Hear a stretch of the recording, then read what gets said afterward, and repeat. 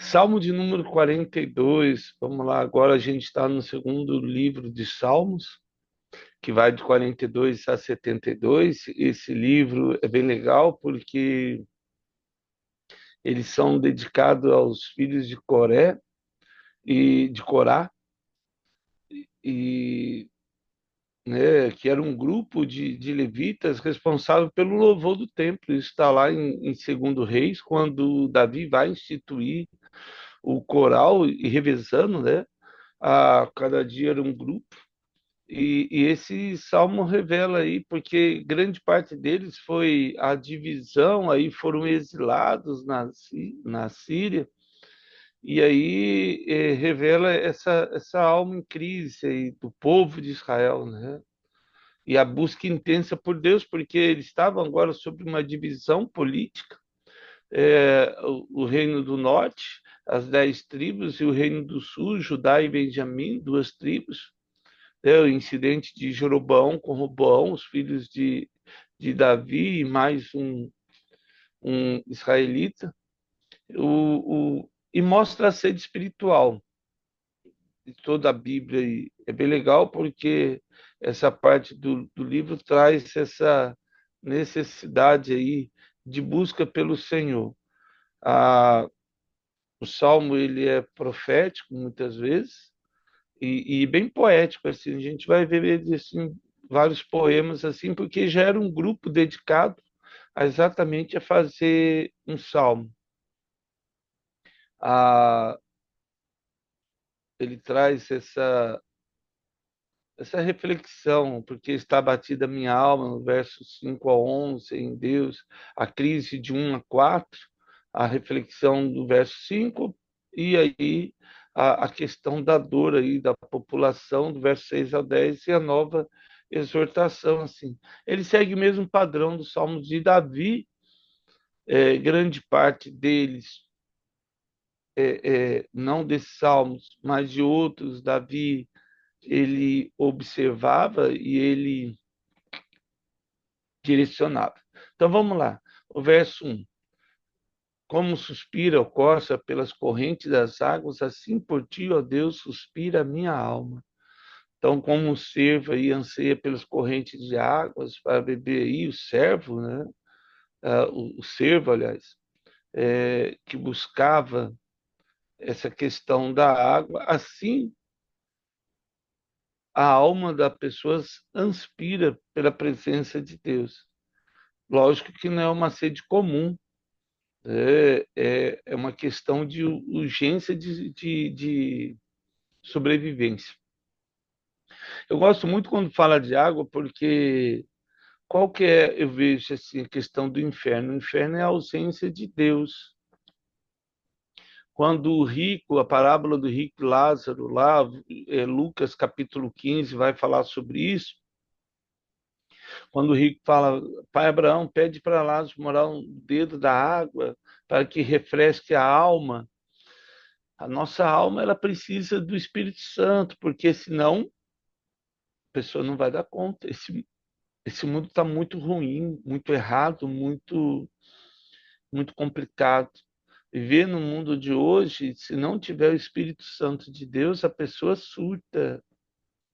Aí vem inúmeras crises e é, ao ponto a depressão, o suicídio.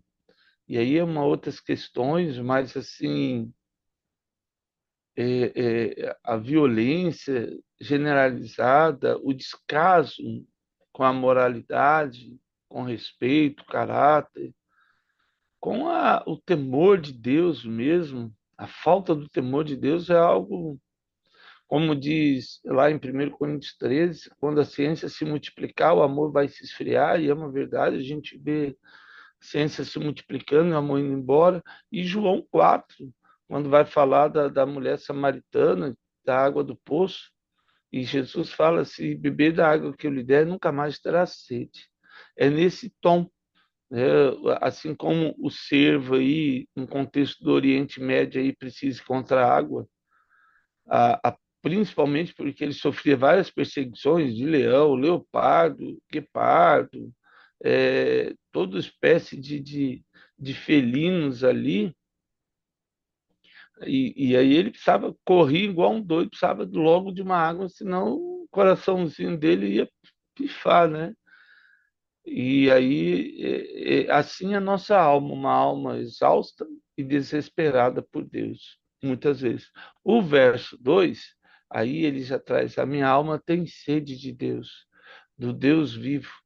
Quando irei quando irei e me verei perante a face de Deus?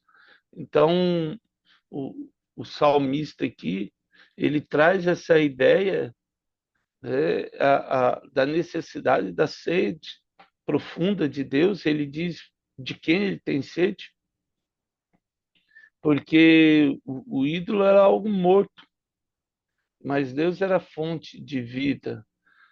O Salmo 23 faz aí, o Salmo 1 também, né? Corrente de água como uma árvore plantada junto a ribeiros. O Salmo 23, né? Me faz descansar em pastos verdejantes, cujas correntes ali não param. É, ele traz essa ideia. A água é algo de tranquilidade, de paz, de renovo, de matar a sede, a, de dividir no sentido assim. Eu lembro muito de Gideão, os 300 de Gideão, quando os 300 vão beber água e eles se ajoelham. Assim, é bem legal, porque eles se ajoelham e pegam a água com a mão e bebem, e eles contemplam o ambiente. Eles não estão totalmente distraídos, mas é bem legal. Os Juízes vai falar, os 300 Gideões. O verso 3: as minhas lágrimas têm sido o meu alimento dia e noite, enquanto me diz continuamente: o teu Deus, onde estás? Então, você tem essa divisão política, você tem essa questão, muitas vezes, do cativeiro deles com relação à Síria, o distanciamento de Deus, a própria perseguição de Jezabel, quando Acabe é rei. é, é, os levitas passam por um momento bem ruim, bem difícil. Então, assim, eles veem rapidamente é, o distanciamento de Deus. E as lágrimas deles eram algo constante, uma dor contínua, um choro constante, que aí a pessoa não sente nem fome, porque é como se não. E aí a pergunta da alma é: onde está o teu Deus mesmo? Quando irei e verei, né, meu Deus, e enquanto diz continuamente o teu Deus, onde estás? Porque tinha essa ideia de prosperidade, o seu Deus era forte. Qualquer crise, esse Deus é fraco aí, hein? Então, tinha essa provocação espiritual, e isso era comum, principalmente nessas épocas de crise, e a gente vê bem isso. O diabo ele sempre quer, num momento difícil aí, ele sempre quer envergonhar, ele sempre quer trazer sobre a nossa vida a vergonha. Mas aí o salmista ele vai trazendo isso, essa questão da dor, essa questão do sofrimento. O verso 4 ele fala: lembro-me dessas coisas, e dentro de mim se me derrama a alma, de como passava eu com a multidão de um povo e os guiava em procissão à casa de Deus, entre gritos de alegria e louvor, multidão em festa. Então, a, a, aquela procissão que os levitas iam até a casa de Deus, e aí ele traz à memória isso, né? Jeremias, Lamentações de Jeremias vai dizer isso. Quero trazer à memória aquilo que me traz esperança. É, então ele traz ali a multidão atrás, o culto coletivo, era algo muito importante que se perdeu. né? A dor é maior porque ela já não, a pessoa já não experimentava mais a presença de Deus intensamente. Como dizem, né, a pessoa às vezes o silêncio de Deus assim é um momento. A devocional hoje também do pastor Calito falava sobre isso, essa questão do silêncio e a questão de confiança, e achei até legal porque ele coloca algo, né, esperar em Deus não é uma resignação, mas confiança ativa de que a presença dele é suficiente para sustentar, renovar e salvar. Diga sim ao Senhor e caminhe guiado por sua palavra. O povo de Israel estava assim, distante do Senhor. E aí o que, que acontece? E aqueles que andam com Deus se sentem não só afrontados, mas se sentem desesperados, se sentem tristes quando você confia em Deus e parece que as coisas não estão no caminho certo. Parece que nada que você faz está certo. Parece que você não é tão importante. Por que eu digo só parece? Porque essa é a mentira do diabo. Ele quer nos enganar. A nossa importância é algo assim fascinante. É, eu creio que existe um ciclo na nossa vida que é importante. O mundo jaz do maligno. A Bíblia diz isso. Então Jesus diz: tem de bom ânimo. Eu venci o mundo. Ah, nós não podemos perder a nossa herança de foco. José do Egito, ele foi vendido pelos irmãos, humilhado, foi enganado, foi não só vendido como escravo, mas depois ele foi enganado pela família de Potifar, foi preso pela família de Potifar, e esse ciclo aí deu mais de 20 anos, mas ele olhava aquilo que Deus tinha em mente. Daniel foi exilado, se tornou eunuco, era escravo do palácio de Nabucodonosor, passou por vários reis, até Dario, Ciro, 5 reis, mas Daniel tinha algo, ele tinha uma promessa e ele buscou a promessa de Deus. Às vezes, na vida, a promessa de Deus é a única coisa que nos mantém no foco, na presença do Senhor. Então, por mais que seja a dor aí, né, é, é, de não ter mais, sentir mais a presença de Deus, o foco ainda deve continuar na presença do Senhor.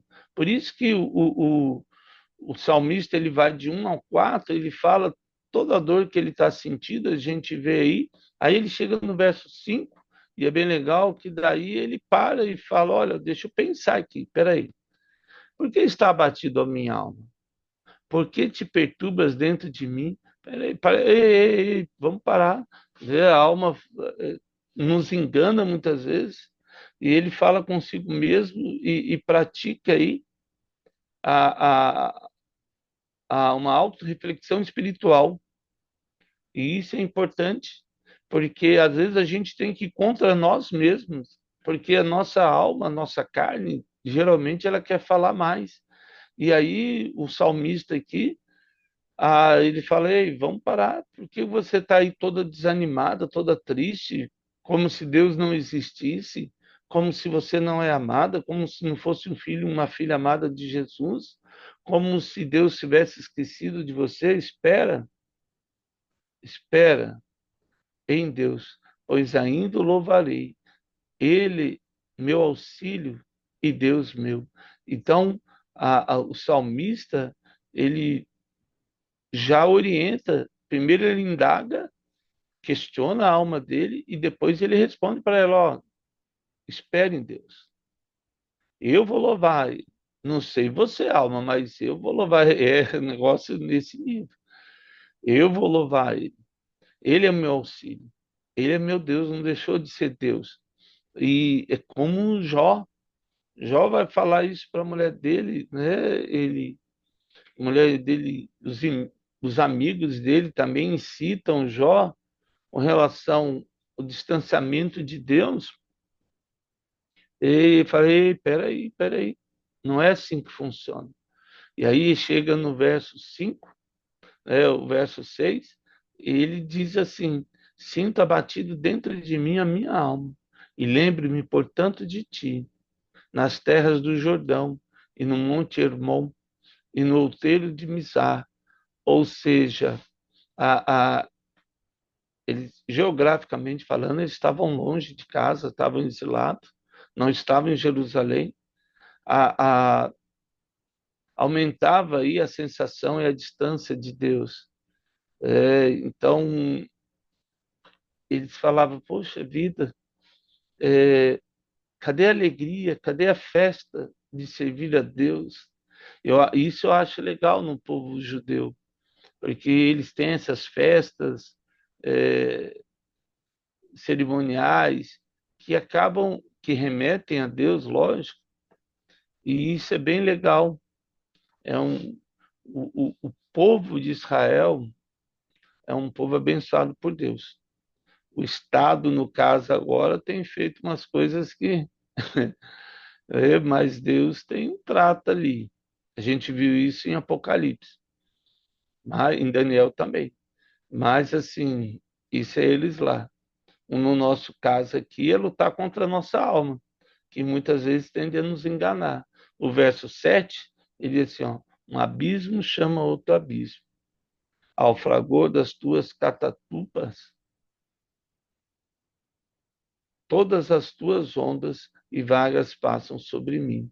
Ou seja, há, há um alerta aqui, igual a gente leu em 2 Coríntios 8, lá, 9, quando fala que e eu gosto muito dele, porque é um cuidado que a gente tem que ter com a nossa alma, porque para entrar numa crise existencial, uma depressão, não precisa muito.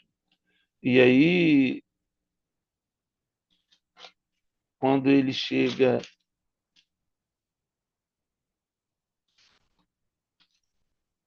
o verso 7, aliás, 2 Coríntios 7, verso 10, ó, porque a tristeza, segundo Deus, produz arrependimento para a salvação, que a ninguém traz pensar, mas a tristeza do mundo produz a morte.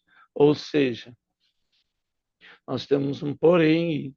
Então, o salmista, ele chega e ele fala, ó, um abismo chama outro abismo. Então, a gente tem que tomar cuidado, porque o sofrimento profundo da alma confunde os pensamentos. E aí a pessoa pode escolher por caminhos tortuosos aí, porque fala, bom, Deus não me ama mesmo, então é perigoso aqui. Precisa de alguém para ajudar muitas vezes. Emocionalmente, parece que o salmista aqui, ele estava quase num movimento desesperado. Era como uma sensação de ter sido engolido pelos problemas, né? Talvez você já tenha sentido isso, como se os problemas fossem tão grandes que você fosse engolido por ele, igual o Jonas pelo peixe. Os amigos de Daniel, os colegas, aliás, Daniel não, Misael, Adonias e Ananias, mas os outros que iam para as festas do rei. Então, Daniel se propôs, ele e os amigos dele, de não comer as iguarias do rei, porque, pensa, eram adolescentes, e eles se tornaram eunucos, eram escravos, e ainda comia, bebia, e aí sofriam todo tipo de abuso físico e emocional. Então, Daniel falou, não vamos beber nada não, não vamos comer e centrar a nossa mente para não fazer o que depois nós vamos nos arrepender e muito. Isso é muito importante. no momento de crise, o melhor lugar é o silêncio com Deus, para não, porque às vezes a pessoa acaba sendo um gatilho, a crise, com uma compulsão, e aí ela vai para outros caminhos, né? Aliás, às vezes alimenta, às vezes é uma vida desregrada, ou fica em Narnia, né? Assistindo série, e entra num. É perigoso isso. Melhor é voltar à razão, sentar, orar e buscar discernimento no Senhor. Isso é muito importante. O verso 8, só para a gente caminhando aí. Contudo, Senhor, durante o dia me concede a sua misericórdia, e à noite comigo está o seu cântico, uma oração a Deus da minha vida. E isso é bem legal, porque ele já fala o que ele fazia de dia lá. Ele entende que a misericórdia de Deus vinha durante o dia. Às vezes a gente quer acordar cedo e dormir cedo para assim, acordar para acabar a noite e dormir cedo para acabar o dia, para ver se passa logo a dor e o sofrimento. Infelizmente, não é assim que acontece. Daí a gente tem que se voltar para Deus. Ele muda o tom aqui, o salmista, ele traz a questão da aliança com Deus. Mesmo na dor, ele traz essa aliança. E aí o verso 9, ele diz assim, digo a Deus, minha rocha, porque te olvidaste de mim? Porque hei de andar eu lamentando sobre a opressão dos meus inimigos? Então ele agora ele parece que já levanta e ele já entra nesse conflito espiritual com ele mesmo. Ele diz assim, ó, direi a Deus, digo a Deus, minha rocha. Ele já sabe quem é Deus, ele já não tem dúvida. Porque fica aí, né, duvidando e por que que está entristecido, né, é, a alma dele? Porque eu de andar em lamento sobre a opressão dos meus inimigos, então ele questiona aí, né? Ele reconhece Deus como rocha, mas pergunta, ó, e aí, Deus, né? Não, Deus não se incomoda com isso, é como um pai que atende um filho.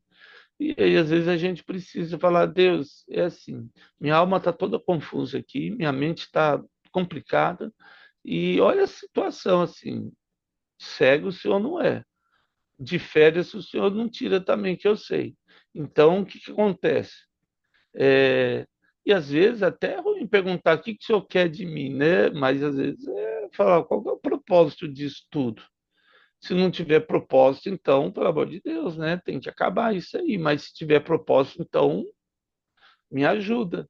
Porque o salmista vai falar, ó, esmigalham-se os ossos quando os meus aniversários me insultam, dizendo, o teu Deus, onde está? E aí ele joga a responsabilidade para Deus, o salmista. É como uma ferida mortal nos ossos dele, uma dor emocional aí, comparado a uma dor física, e a zombaria dos inimigos em volta, e rindo dele, falou, oh, cadê seu Deus, cadê seu Deus? Fala, gente, ó Deus, é com o Senhor, não é comigo não, ó. Então, né, toda enfermidade é uma afronta a Deus, a destruição é uma afronta a Deus, mas a cura, a restauração, isso traz a glória de Deus. E o verso 11, ele, ó, porque está abatida de novo a minha alma?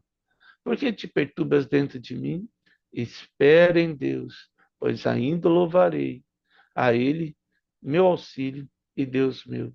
Espera no Senhor, e você ainda vai louvar. É, a conclusão aqui não é uma resolução ou solução do problema, mas a decisão, a escolha de confiar. Eu e você podemos fazer uma escolha hoje de confiar no Senhor. Então, o Salmo 42, ele traz nessa sede espiritual, a gente entende que a alma foi criada por Deus, mas nada pode substituir a presença de Deus. Ainda que nós estejamos numa crise interior, o salmista mostra que até os fiéis enfrentam, não é porque João Batista perdeu a cabeça, Paulo foi também é, tirado a cabeça dele, Daniel foi exilado, Isaías cerrado ao meio, os apóstolos crucificados também, cozidos vivos. Não é questão de ser, não, ó, eu sou fiel a Deus, não vou passar por nada. Não. Às vezes a gente tem essa, como é que eu vou falar? Não gosto de falar isso, mas traz essa questão, a depressão às vezes vem com vontade, uma depressão espiritual, sensação de abandono, e aí é a hora da gente conversar consigo mesmo, e ter uma disciplina espiritual. Essa questão da devocional todos os dias, orar e buscar a Deus, é o que nos mantém aí esse relacionamento com Deus, porque diante da distância, essa saudade de Deus, né, esse afastamento, muitas vezes que acontece, ele se manifesta no nosso corpo, no nosso entendimento, mas a gente tem que ter esperança.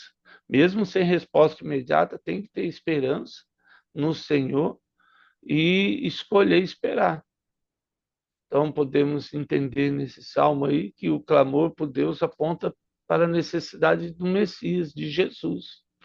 O Evangelho de João 4:4, como nós falamos, traz essa questão do discurso dele com a mulher samaritana, né? A, a, a nossa alma não é apenas espiritual, ela envolve nosso coração, nossas emoções, nosso desejo.